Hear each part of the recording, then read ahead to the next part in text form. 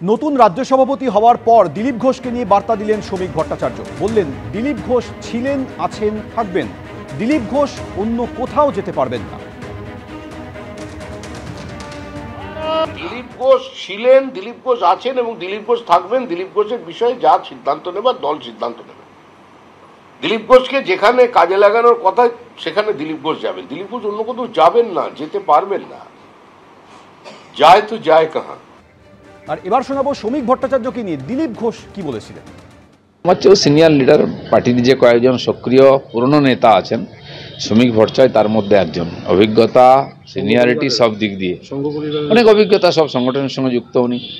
আর আমি আসার আগে উনি জেনারেল সেক্রেটারি ছিলেন, তারা আমি জেনারেল সেক্রেটারি হই, আমি প্রেসিডেন্ট হই। যোগ্যতা আছে সবাইকে নিয়ে কাজ করার। কে কী কাজ পাবে সেটা ভবিষ্যৎ বলবে। আমি সবসময় সক্রিয় আছি কর্মীদের সঙ্গেই। আমার কোনো পার্টিতে এখনো কোনো পদ নেই, কোনো দায়িত্ব নেই।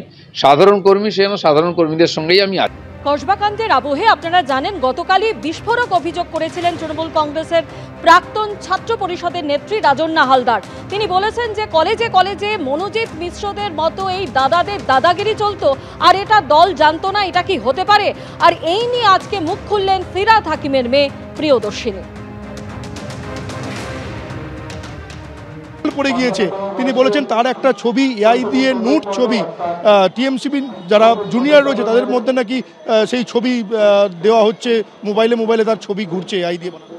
দেখুন, এটার ব্যাপারে তো আমি ঠিক জানি না, নাই ওই ছবি আমার পর্যন্ত পৌঁছেছে, সুতরাং এই কথাটা বলা ভুল। আর যদি এরকম কিছু হয়ে থাকে তাহলে নিশ্চিতভাবে এটা খুবই একটা নোংরা জিনিস হয়ে এসছে। আজকাল এখন এআই এর যুগ, যেখানে কারুর মুখ কারুর শরীরের সাথে, কারুর গলার আওয়াজ কারুর কণ্ঠের সাথে লাগিয়ে দেওয়াটা কোনো ব্যাপার না। আর এটাকে একটা ক্রাইম হিসেবে দেখতে হবে। এটা তৃণমূল কংগ্রেস, বিজেপি, সিপিএম সেটা না। যদি কেউ এটা করে থাকে, মানুষ মাত্রই ভালো, মানুষ মাত্রই খারাপ, মানুষের মধ্যেই ক্রিমিনালস লুকিয়ে থাকে, মানুষের মধ্যেই পারভার্সন লুকিয়ে থাকে, আবার মানুষের মধ্যেই ভালো মানুষ লুকিয়ে থাকে। সুতরাং এরকম যদি কিছু হয়ে থাকে খুব খারাপ হয়েছে, কিন্তু সেটাকে পার্টির রং দেওয়াটা ঠিক না। হালদার বলছেন যে এরকম মনোজিৎ মিশ্র একা নন, এরকম মনোজিৎ মিশ্র তৃণমূল দলে অনেক মনোজিৎ মিশ্র রয়েছে। সমাজের মধ্যে এমনি মনোজিৎ মিশ্র অনেক রয়েছে, আর তাই জন্যেই অপরাজিতা বিলের জন্যে আমরা বারবার করে রাস্তায় নেমেছি। আমাদের মাননীয় মুখ্যমন্ত্রী বারবার করে প্রাইম মিনিস্টারকে লিখেছে যে যতক্ষণ না একটা রেপের এগেনস্টে একটা মানে ক্যাপিটাল পানিশমেন্ট বা একটা সিভিয়ার পানিশমেন্ট হবে, ততক্ষণ এই রেপ কালচারটা, যেটা শুধু বাংলায় না পুরো দেশে ছেয়ে গেছে, সেটা কিন্তু শেষ হবে না। তিনি আরেকটা বিস্ফোরক অভিযোগ করছেন, এটা কি দল জানতো না যে বিষয়টা দিনের পর দিন ধরে চলছে? উনি দলকে তো জানাননি, যদি দলকে জানাতেন তাহলে কথা হতো।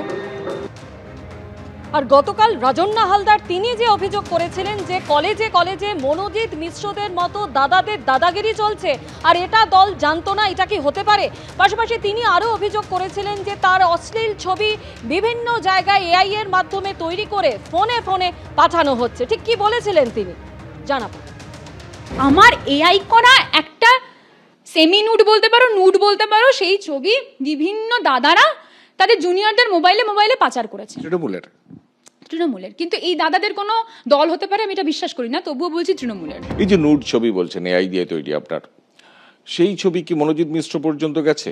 যে তার নিজের প্রেমিকার অন্তরঙ্গ মুহূর্তের ভিডিও আরো 5টা মানুষকে নিজে পাঠাতে পারে, তো তার কাছে এইরকম ছবি গেলে সে পৈশাচিক উল্লাস পাবে না, পৈশাচিক আনন্দ পাবে না, এটা তো অস্বীকার করার জায়গায় নেই। থাকতেও পারে, সেটা তো পুলিশ বিচার করবে। 2 দিন আগে দলকে জানানো হয়েছে বিষয়টা, এবং দল সম্পূর্ণ বিষয়টা জেনেছে যে এরকম একটা ছবি, সেই ছবি বিভিন্ন জায়গায় বিভিন্ন জুনিয়রদের মধ্যে ছড়িয়ে দিচ্ছে, এবং ছড়িয়ে দিয়ে বলছে দেখ কেমন লাগে, দেখ দেখ তোদের নেত্রী, তোদের উঠতি নেত্রী। প্রশাসনের দ্বারস্থ নেই? প্রশাসনকে জানাইনি, কারণ প্রশাসনকে যদি আমি জানাই, দেখুন আমি দল বিরোধী নই, আমি দলকে ভালোবেসে দলটা করেছি। আমি যদি প্রশাসনকে জানাই তাহলে যাদের নাম আসবে তারাও কিন্তু তৃণমূল কংগ্রেস, তাই আমি দলকে আগে জানিয়েছি। দল যদি আমাকে বলে প্রশাসনকে জানাতে, আমি প্রশাসনকে জানাবো। রাজন্না হালদার গতকাল কি অভিযোগ করেছিলেন আপনারা শুনলেন, আর এই নিয়ে যখন ফিরহাদ হাকিমকে প্রশ্ন করা হয় তিনি কি বলেছিলেন শোনাবো। সেটা আবার কে রে? এই আমাকে এক্ষুনি তোর সম্বন্ধে যা তা বলছিল, পেছনে নিচে একটা পাগলা দাঁড়িয়ে, তার উত্তর তুই দিবি?